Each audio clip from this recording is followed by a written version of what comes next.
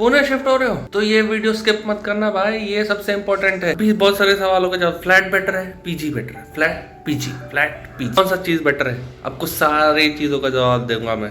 क्यों? क्योंकि अब मैं आपको बताऊंगा कि कितने पैसे लगने चाहिए, कितने पैसे मिलने चाहिए, कितने पैसे मिनिमम चाहिए आपको पुणे में रहने के लिए, सरवाइव करने के लिए। Hey guys, welcome back to another episode of Paisa Vasool. और आज का टॉपिक बहुत ही ज़्यादा इंटरेस्टिंग है और बहुत सारे इस तरीके के वीडियोस बनते हैं कि आप कहीं पे नए जगह जाते हो तो वो उसका मिनिमम पैसा कितना लगना चाहिए, कितना पैसा मिनिमम होना चाहिए, आपकी सैलरी कितनी होनी चाहिए जिससे आप सरवाइव कर सकते हो पुणे में, है ना। तो वो सारी चीज़ों के बारे में हम डिस्कस करेंगे स्पेशली, और फिर हम आगे ऐसे भी सीरीज़ कंपैरिजन करते रहेंगे जहाँ पे मैं वडोदरा में था तो वडोदरा का क्या एक्सपेंसेस होते थे और यहाँ पे क्या एक्सपेंसेस होते हैं, तो वो सारी चीज़ों का एक डिटेल्ड वीडियो बनाएंगे। बट आज का जो वीडियो है डेडिकेटेड टू पुणे में कितने पैसे लगने चाहिए और पुणे में कहाँ का क्या क्या चीज़ें करनी चाहिए जिससे आप अपना पैसा बचा सकते हो, ठीक है। सो बिफोर वी स्टार्ट, हमारा रिचुअल्स करना है ज़रूरी है। क्या रिचुअल्स है? चश्मा पहनना ज़रूरी है। चश्मा क्यों पहनना ज़रूरी है? क्योंकि इससे दृष्टि क्लियर होती है। तो और मैं ये चाहता हूँ कि आपकी भी दृष्टि क्लियर रहे, आपको आपके फाइनेंसेस को लेकर के, आपके सेविंग्स को लेकर के, अपने फ्यूचर्स को लेकर के। और यही सारी चीज़ों को लेकर के एक जो बहुत ही इंपॉर्टेंट चीज़ होती है कि अगर आप कहीं पे शिफ्ट होते हो तो उसका खर्चा कितना होता है या फिर कितना में आप सर्वाइव कर सकते हो, बेयर मिनिमम कितने पैसे मिलने चाहिए जिससे कि आप वहाँ पे सर्वाइव कर सकते हो, ठीक है। स्पेशली अब फिर अगर हम बात करें पुणे जैसी सिटी की तो उसके बारे में हम आज बात करने वाले हैं, ठीक है। तो पुणे में कितना पैसा मिनिमम होना चाहिए, सैलरी कितनी होनी चाहिए या कितना इनकम होना चाहिए टू सर्वाइव बेयर मिनिमम। अगर कोई फ्रेशर है जो कि फ्रेशर ज्वाइन कर रहा है, और फॉर एन एग्जांपल यहाँ पे क्योंकि बहुत सारी आईटी हब्स हैं और आपको पता ही होगा बहुत सारे आईटी हब्स में आइडियली क्या होता है, करीबन 20 से 25 हज़ार की मिनिमम स्टार्टिंग सैलरी होती है। तो अगर किसी की सैलरी 25 हज़ार है या 20 हज़ार है तो वो सर्वाइव कर सकते हैं या नहीं कर सकते, या 30 हज़ार है सैलरी तो सर्वाइव कर सकते हैं या नहीं कर सकते। सबसे इम्पॉर्टेंट चीज़ और जो आपका मेजर पैसा, जो जितनी भी सैलरी होती है उसका जो मेजर पार्ट जो एक्सपेंसेस होते हैं वो आपका होता है रहने का और खाने पीने का। तो रहने का जो अगर मैं बोलूँ दो ऑप्शंस होते हैं, फ्लैट का और दूसरा होता है पीजी का। तो दोनों को ही अगर मैं कंपेयर करूँ, अगर आप नए हो और अकेले हो तो और बैचलर हो तो फॉर श्योर आपके पास दोनों ही ऑप्शन अवेलेबल हैं। क्योंकि अगर आप पीजी भी में रहते हो तो 5 से 7 8 से 10 मैक्सिमम 10 हज़ार तक के अंदर में इंक्लूडिंग फूड पूरे महीने का, जहाँ पे आपको अच्छा खासा बेड मिल जाएगा रहने के लिए, सिंगल ऑक्यूपेंसी का भी ऑप्शन रहता है कई बार।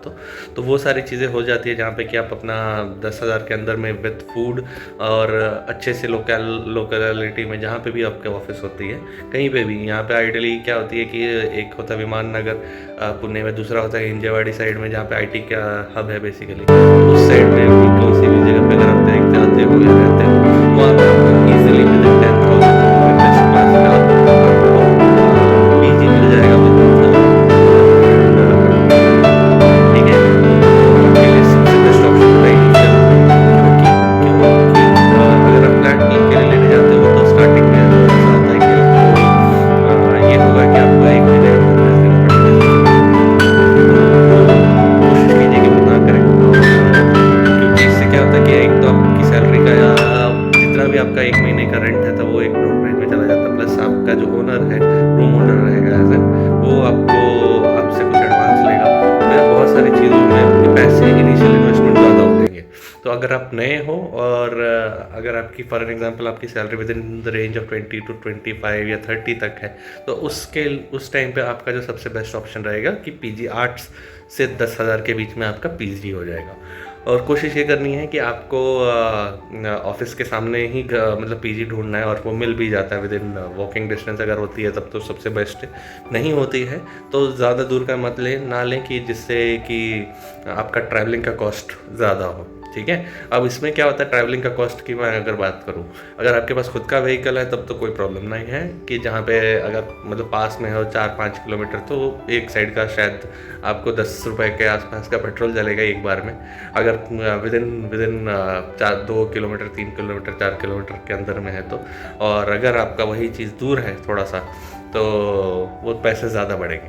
तो it is better to save money कि अगर आप पास में मिल जाता है आपको पीजी और बेस्ट अच्छी जगह पे मिल, जैसे मैंने आपको बताया 8 से 10,000 इज़ द मैक्सिमम अमाउंट, वो हो जाएगी सबसे बड़ी आपका टेंशन ख़त्म। टाइम पे ऑफिस जाना, टाइम से ऑफिस से जल्दी घर पहुंचना, पीजी रहने का, खाने का सॉर्टेड। कितने में? 10,000 मैक्सिमम पकड़ लिया, और मैंने मान के चलो 1,000 रुपये का आपका पेट्रोल गया, ठीक है, तो हो गया 11,000 रुपये। अब रही बात, क्योंकि आप इंडिविजुअल रहते हो तो वहाँ पे आपको क्या करना होता है कि कई बार ऐसा होगा कि आप वीकेंड्स पे कहीं पे घूमने चले गए, मूवीज़ देखने चले गए, डिनर कर लिया कहीं बाहर पे, क्योंकि पीजी में रहोगे तो ऐसा भी होगा कि शायद आपको फूड पसंद ना आए कई बार, तो आप बाहर से ऑर्डर कर लिया, बाहर से मंगा लिया। तो ये सारी चीज़ों का खाने वाने का एक्स्ट्रा, क्योंकि ऑफिस जाओगे या फिर जो भी हो, वो सारी चीज़ों का आपको मैं मान के चलता हूँ दिन के अप्रॉक्सीमेटली सारी चीज़ें मिला करके कि आप बाहर भी खाओगे थोड़ा सा जब आप ऑफिस में रहते हो या फिर कहीं और काम से जाते हो, तो उसको भी मिला करके आपका 1,000, मतलब पूरे महीने का 3,000 रुपये, 11,000 था प्लस 3,000 दैट इज़ 14,000। अब मूवीज़ अगर कभी देख लिया महीने में, अगर आप अच्छे थिएटर में जाते हो तो 500 रुपये कम से कम एक मूवी का प्राइस होता है ऑन एन एवरेज, 400 से 500 रुपये। 500 रुपये राउंड फिगर, अगर आपने महीने में 2 या 3 मूवी देखी तो, या 4 मूवी देखी, हर हफ्ते एक मूवी देख रहे हो जस्ट इन केस, तो ये ऑप्शनल है, ऐसा कुछ भी ये नहीं है कि आपको ये करना ही करना है। बट अगर आप करते हो तो वो आपका 2,000 रुपये और आ जाएगा, तो 14 + 2 16,000। ये अगेन इट इज़ ऑप्शनल, ये आपके ऊपर में है कि आप कैसे रहना चाहते हो, कैसे करना चाहते हो, कैसा यूटिलाइज़ करना चाहते हो अपने आप को आप अपने पैसे को। फिर रही चीज़, खुद के लिए शॉपिंग भी करनी ज़रूरी है। आप ऑफिस में काम कर रहे हो या कुछ कर रहे हो तो कपड़े ख़रीदने पड़ गए, या फिर कुछ खुद का राशन का हल्का फुल्का जो स्नैक्स वगैरह होता है, तो 2 से 2,500 रुपये अपने शॉपिंग के लिए, या 3,000 मान के चलो मैक्सिमम 3,000 और 1,000 रुपये का स्नैक्स, जो कि आप अपने घर पे रखोगे, जिससे कि अगर मिडनाइट क्रेविंग होती है, रात को खाने का क्रेविंग होता है, तो उस सारी चीज़ों को लेकर के ये चीज़ देखनी है, ठीक है। तो ये हो गया करीबन 3,000 रुपये के आसपास शॉपिंग, 1,000 रुपये का आपका स्नैक्स का, तो टोटल हो गए 4,000, विच मीन्स 16 + 4 दैट इज़ 20,000। और खर्चे तो इसके ऊपर भी हो सकती, कुछ भी हो सकती है, बट अगर आप बचाना चाहते हो तो 20,000 is the maximum, bare minimum. आप ये बोल सकते हो कि आप इजीली सर्वाइव कर सकते हो 20,000 अगर आप इंडिविजुअल हो तो। और ये तो एक सिचुएशन हो गया जहाँ पे आप क्या करते हैं कि आप पीजी में रह रहे हो। दूसरा सिचुएशन भी है, जैसे कि फॉर एन एग्जांपल अगर आप फ्लैट लेकर के रहते 2-4 दोस्तों के साथ में, तो भी वो भी आप इजीली आप एकोमोडेट कर सकते हो। 1 BHK फ्लैट रहती है, जहाँ पे 1 BHK 2 BHK का फ्लैट रहता है, तो वो महंगी होती है यहाँ पे।